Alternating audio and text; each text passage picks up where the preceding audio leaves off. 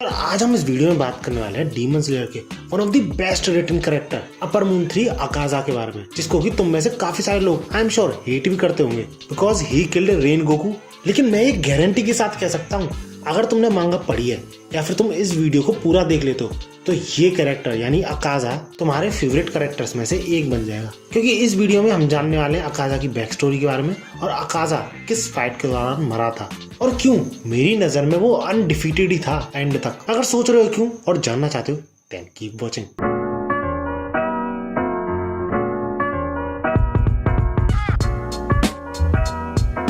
तो यार मेरी इस वीडियो के बाद जब इन्फिनिटी कैसल आर्क शुरू होता है तो उस आर्क के दौरान सारे डीमन स्लेयर्स एक दूसरे से अलग हो जाते हैं। अब इसका रीजन हम फ्यूचर की वीडियोस में देखेंगे, लेकिन फिलहाल तांजीरो और गियो किसी तरह एक दूसरे से मिल जाते हैं तो उनका सामना होता है एक ऐसे डीमन से जिससे कि तांजीरो को रेनगोकू का बदला लेना था, यानी अपर मून 3 अकाजा। और जब एंड में तांजीरो अकाजा को भगोड़ा बोलता है, कमजोर बोलता है, तब अकाजा को भी काफी ज्यादा गुस्सा आता है। मूवी के दौरान तुमने देखा ही होगा। तो इसलिए जैसे ये एक दूसरे को देखते हैं तो तुरंत ही एक दूसरे पे हमला शुरू कर देते हैं। लेकिन अकाजा को क्या पता था कि तांजीरो पिछली बार से काफी ज्यादा बदल चुका है। इनफैक्ट वो अब कॉन्शियसली डीमन स्लेयर मार्क का यूज कर सकता था। अगर सोच रहे हो कैसे और जानना चाहते हो तो मैंने इस वीडियो में डिटेल में एक्सप्लेन कर रखा है इफ यू वांट। और इसी डीमन स्लेयर मार्क की वजह से अकाजा का वार तांजीरो डॉज तो करता ही है और साथ ही साथ उसे डैमेज भी पहुंचा देता है, उसका हाथ काट के। और ऐसा करके तांजीरो को खुद में भी थोड़ा कॉन्फिडेंस आता है, क्योंकि यार अपर मून 3 को डैमेज पहुंचाया उसका अटैक डॉज करके कोई छोटी बात नहीं थी। और वो डिसाइड करता है कि अगला बार उसके गले पे ही करेगा। लेकिन तभी अकाजा उस पे अचानक से वार कर देता है और ऑलमोस्ट तांजीरो को मुंडी अलग ही कर चुका होता है। लेकिन फिर से तांजीरो उसका अटैक तो डॉज करता ही है, लेकिन इस बार उसके चेहरे पे भी डैमेज पहुंचाता है। और ये सब देख के अकाजा कंप्लीटली शॉक में चला जाता है। और सिर्फ अकाजा ही नहीं, वहां पे प्रेजेंट गियू भी काफी ज्यादा शॉक में होता है कि तांजीरो की टेक्निक्स काफी ज्यादा इंप्रूव हो गई है पहले से। लेकिन तांजीरो सिर्फ इतना करने में ही पसीने छोड़ चुका होता है। एंड असाइड दैट गियू ये कंफर्म करता है तांजीरो की पावर सच में पिलर के कंपेरेबल हो चुकी है, क्योंकि अभी गियू ने अटैक करना शुरू भी नहीं किया है। तांजीरो अकेला ही अपर मून 3 अकाजा को संभाल रहा है। और ये सब देख के गियू पिछली बातें याद करने लग जाता है तांजीरो की, और यही सोच रहा होता है कि तांजीरो कहाँ पर था जब वो उससे मिला था और आज कहाँ पहुंच चुका है, सिर्फ और सिर्फ अपनी बहन के लिए। और वही नहीं, अकाजा खुद ये बोलता है कि उस दिन जब रेनगोकू ने ये बोला था कि ये बच्चा वीक नहीं है, इसे वीक मत बोलो और इंसल्ट मत करो, तो वो सही था, तुम वीक नहीं हो, जिस वजह से मैं तुम्हारी रेस्पेक्ट करता हूँ। लेकिन इसके तुरंत ही बाद वो अपनी डीमन आर्ट का यूज करके अपने एक्शंस के थ्रू ये क्लियर कर देता है कि सीरियस होने का टाइम आ चुका है। इसके बाद हमें ये दिखाया जाता है कि गियू भी अकाजा के साथ बैटल में एंगेज हो चुका होता है, अपनी वाटर ब्रीदिंग का यूज कर रहा होता है। और जब गियू अपने 11th फॉर्म का यूज करता है अकाजा के अगेंस्ट में, तो अकाजा काफी ज्यादा सरप्राइज हो जाता है, क्योंकि आज से पहले उसने ऐसी टेक्निक कभी नहीं देखी थी। ऑब्वियसली क्योंकि 11th फॉर्म गियू ने खुद क्रिएट की थी, बताओ। और बंदा खुद को पिलर के बराबर नहीं समझता। और इसी बीच जब तांजीरो अचानक से स्नीक अटैक करने की कोशिश करता है अकाजा पे, तो तुरंत ही अकाजा उसके सामने से गायब सा हो जाता है। और वो ये रियलाइज करता है कि अकाजा उसके ठीक पीछे पहुंच गया है और उस पर अटैक करने को हो रहा है। लेकिन गियू वहां पे पहुंच के तांजीरो को बार बार बचा लेता है। और जब गियू और अकाजा एक दूसरे से भिड़ रहे थे, उसी दौरान तांजीरो अकाजा के पैर पे वार करने की सोचता है, क्योंकि काफी ज्यादा फास्ट था ना अकाजा। लेकिन अकाजा उसी पैर से तांजीरो को एक तगड़ी किक मारता है, जिसे समहाउ तांजीरो अपने ब्लेड के थ्रू डॉज तो कर लेता है, लेकिन फिर भी डॉज करने के बावजूद तांजीरो को काफी ज्यादा डैमेज पहुंचता है। बंदा खून दे जाता है और शॉक में होता है कि यार इतनी ज्यादा पावर सिर्फ एक किक में। एंड हमेशा की तरह क्योंकि अकाजा को स्ट्रॉन्ग अपोनेंट्स पसंद है, तो हमेशा उनसे वो नेम पूछता है उनका, जिस वजह से वो गियू से भी उसका नाम पूछता है। लेकिन गियू साफ इनकार कर देता है एक डीमन को अपना नाम बताने से। लेकिन अकाजा ये कहता है कोई बात नहीं, तुम मत बताओ, मैं तुमसे पूछता रहूंगा अगेन एंड अगेन। जिसके बाद अकाजा गियू को भी एक बहुत तगड़ी किक मारता है, जिसे गियू अपने ब्लेड के थ्रू डॉज तो करता है, लेकिन उस किक में इतनी ज्यादा पावर होती है तो गियू यार 3-4 दीवारों के पार जाके गिरता है, जिस वजह से तांजीरो के मुंह से निकल ही जाता है कि गियू-सान। और इसी मूवमेंट में उसके बोलने की वजह से अकाजा को उसका नाम भी पता चल जाता है। बट ये प्रॉब्लम की बात तो ये थी कि अकाजा को इस बार तांजीरो को अकेले संभालना था। उन दोनों की फाइट शुरू हो जाती है। अब क्योंकि इस फाइट के दौरान तांजीरो अच्छा खासा कीप अप कर पा रहा था अकाजा के साथ, तो अकाजा उसे एक्नॉलेज करते हुए ये बोलता है, मान गए भाई तेरे मूवमेंट्स को, तूने जरूर काफी ज्यादा ट्रेनिंग करी होगी इतने छोटे से टाइम पीरियड में। और इसी के साथ वो यही बोलता है, बट यार कुछ भी कहो, रेनगोकू ने बहुत अमेजिंग जॉब की है, तुम उस रात कुछ भी नहीं थे, जमीन पे पड़े हुए एक वीकलिंग से ज्यादा, लेकिन अब देखो तुम्हें तुम्हारी ऐसी ग्रोथ देखो तो मेरी आंखें बाहर निकल आई। अब यहाँ तक तो ठीक था जो अकाज़ा ने बोला, वो सबसे यही बोलता है, लेकिन इसके बाद वो ये बोलता है कि मुझे खुशी है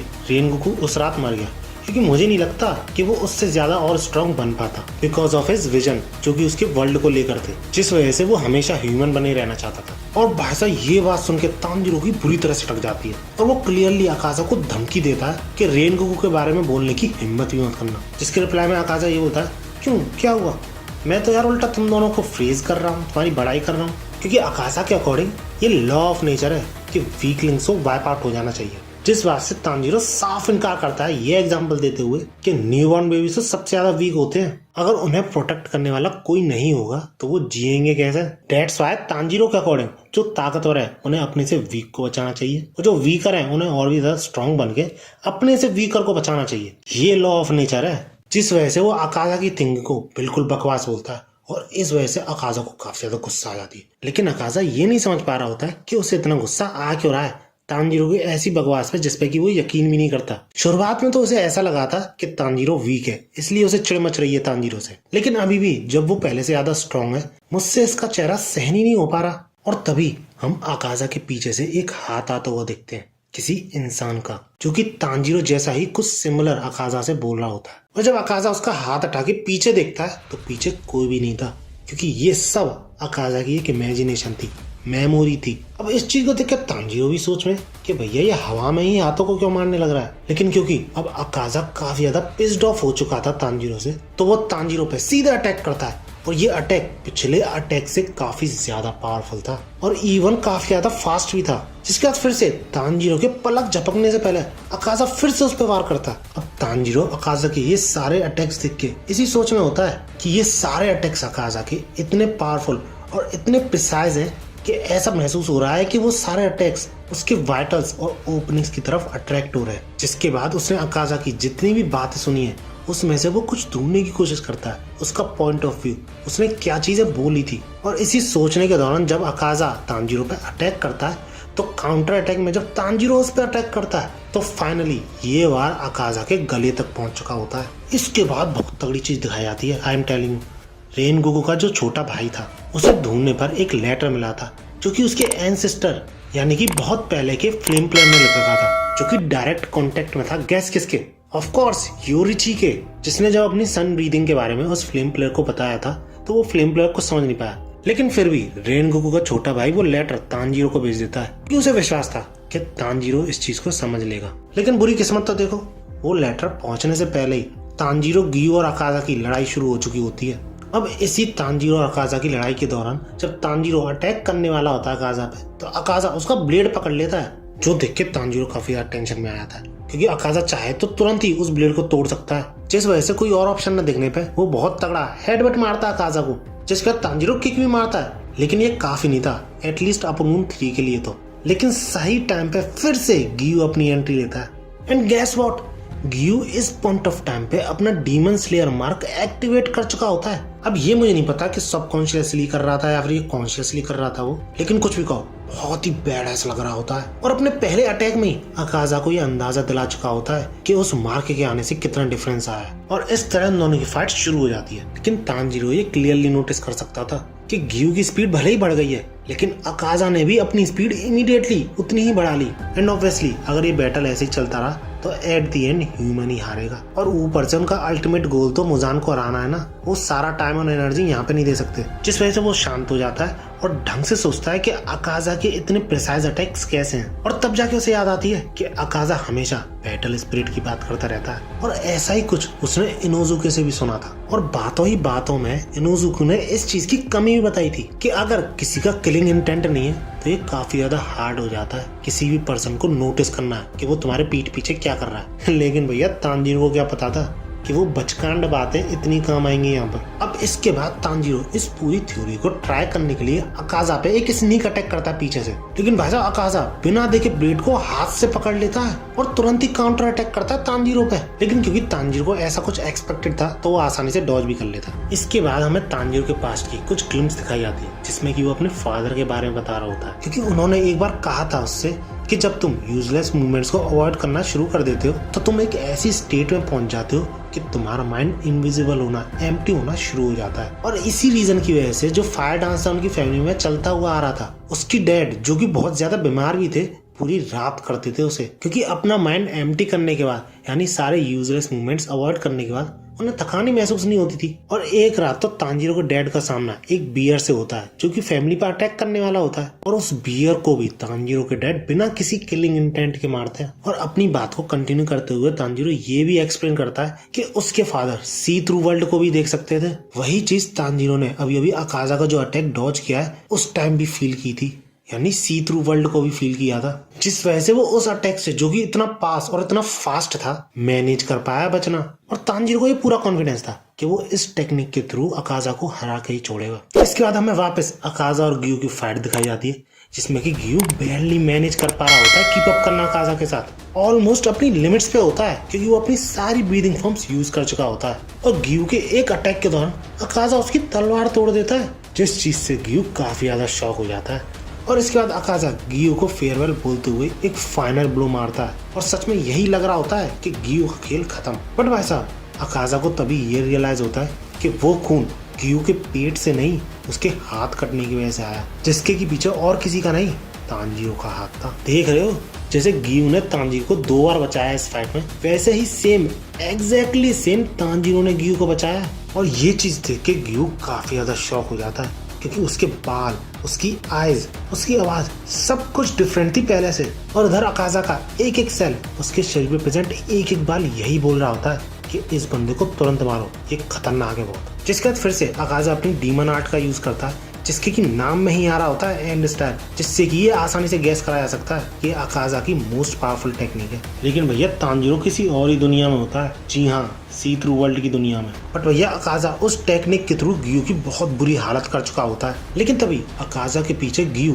तांजीरो को देखता है, जो देख के वो काफी ज्यादा सरप्राइज हो जाता है क्योंकि अकाजा को बिल्कुल भी महसूस नहीं हो रहा कि उसके पीछे तांजीरो खड़ा है। वो बंदा यही होप लगाए हुए उसकी नेक पे वार करके खत्म करो उसे। लेकिन वो ये तांजीरो किसी और ही सोच में वो चिल्ला के बोलता है Akaza I will cut your head off, जिससे अकाजा काफी ज्यादा सरप्राइज हो जाता है और इंस्टिंक्टली तांजीरो पे तुरंत ही अटैक करता है। और गियू ये ऐसी सोच में अरे पागल नाम क्यों लिया मोरॉन। लेकिन भैया अकाजा के होश उड़े रहते हैं, ये जिंदा कैसे बंदा।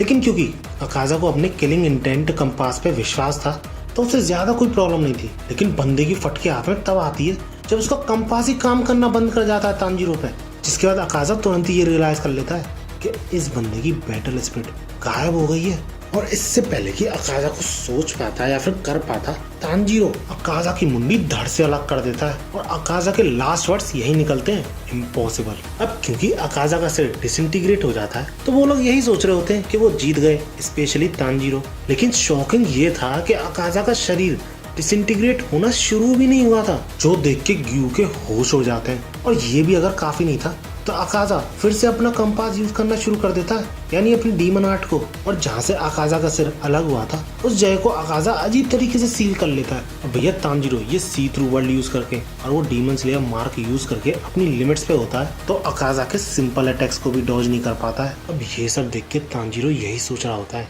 कि अकाजा कुछ और ही बनता जा रहा है। यानी तुम खुद ही सोचो, कोई भी डीमन सर अलग होने के बाद मर ही जाता है ना? नहीं, क्योंकि एक बंदा था जिसपे कि ये रूल एप्लीकेबल नहीं था, वो था मुजान। और ऐसा करके अकाजा मुजान की बराबरी कर रहा है, सोच सकते हो तुम? अब तुम सोच सकते हो कि नहीं ये तो मुझे नहीं पता, लेकिन तांजीरो इससे आगे और कुछ नहीं सोच पाता है और बेहोश हो जाता है, जिसके बाद सारी जिम्मेदारी गियू पे आ जाती है और वो तुरंत ही वाटर ब्रीदिंग का यूज करके अकाजा की बॉडी पे कई सारे स्लैशेस लगाता है। लेकिन अकाजा ऐसी स्टेट में भी तुरंत रीजनरेट हो जाता है, लेकिन समहाउ वो बॉडी अभी भी तांजीरो की तरफ ही बढ़ रही होती है उसे खत्म करने को। लेकिन तभी एक छोटी सी बच्ची उस बॉडी को रोकती है और रोते हुए ये सब छोड़ने को बोलती है, पर वो ये बोलता है I can't, I have to kill these people.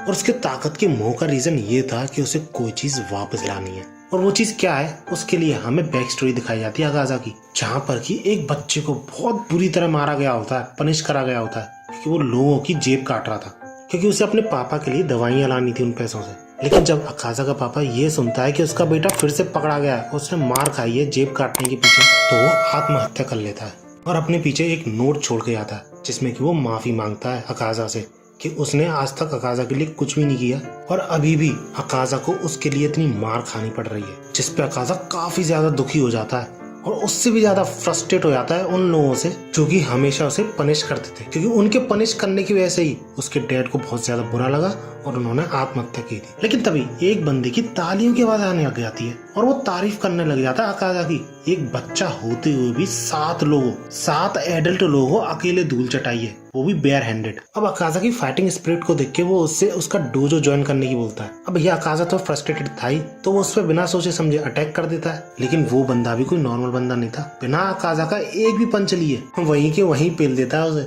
इस तरह अकाजा उसके डोजो में पहुंचता है और सबसे पहली चीज वो अकाजा से करने को ये बोलता है कि उसकी डॉटर का ख्याल रखे, जिसपे वो अकाजा यही पूछता है कि तुम्हें कोई प्रॉब्लम नहीं है कि एक क्रिमिनल को तुम अपनी बेटी की जिम्मेदारी दे रहे हो, जिसपे वो हंसते हुए बोलता है कि कोई प्रॉब्लम नहीं है मिस्टर क्रिमिनल, मैंने तुम्हें थोड़ा बहुत पीट के सबक तो सिखाई दिया है। अब इस पॉइंट ऑफ टाइम पे डीमोन अकाजा को समझ में आता है कि तांजीरो से पसंद क्यों नहीं था, क्योंकि तांजीरो बार बार इसी बंदे की याद दिला रहा था उसे, यानी पास्ट की याद दिला रहा था। इसके बाद जब ह्यूमन अकाजा उस बंदे की डॉटर से मिलता है तो सबसे पहले तो वो काफी ज्यादा सुंदर थी, जिससे अकाजा काफी ज्यादा मैस्मराइज्ड हो जाता है उसकी सुंदरता को देख के, और ऊपर से उस लड़की को देख के उसे अपनी डैड की याद आ रही होती है कि कैसे वो भी कितने ज्यादा बीमार थे। और इस तरह ह्यूमन अकाजा उस लड़की की देखभाल करने लग जाता है। और इन्हीं दोनों जब एक दिन वो लड़की यूं पूछती है कि तुम्हें कभी कभी बाहर भी निकल जाना चाहिए, खेलने जाना चाहिए, तो ये साफ इनकार कर देता है कि मुझे खेलने मिलने में कोई इंटरेस्ट नहीं है और तुम्हारी देखभाल करने के बाद जो मुझे फ्री टाइम मिलता है उसमें मैं ट्रेन कर लेता हूँ, तो कोई प्रॉब्लम भी नहीं है। जिसपे वो लड़की रिप्लाई देते हुए ये बोलती है लेकिन फिर भी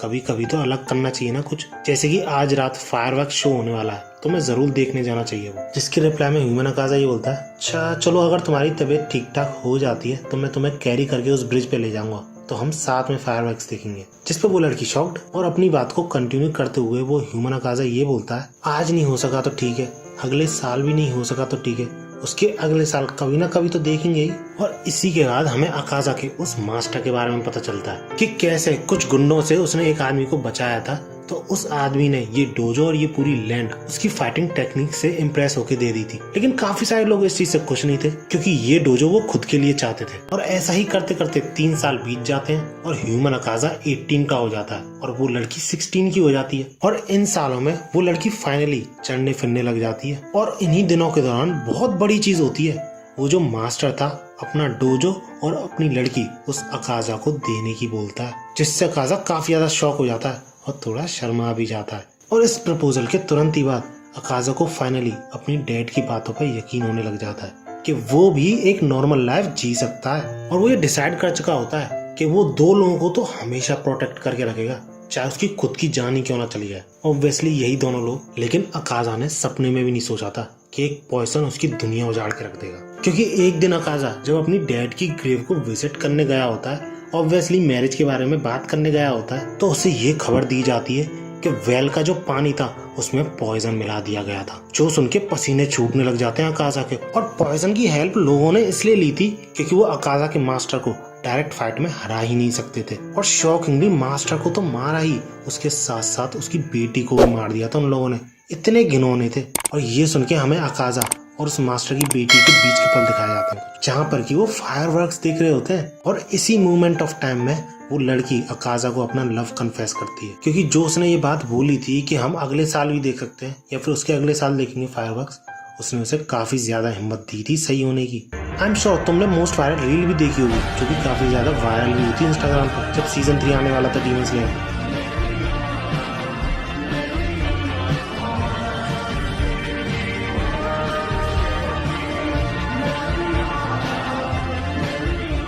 अब इसके बाद भैया होना क्या था, अकाजा पूरे रेज मोड में चला जाता है और जो बगल वाला डोजो था उसमें 67 लोग थे।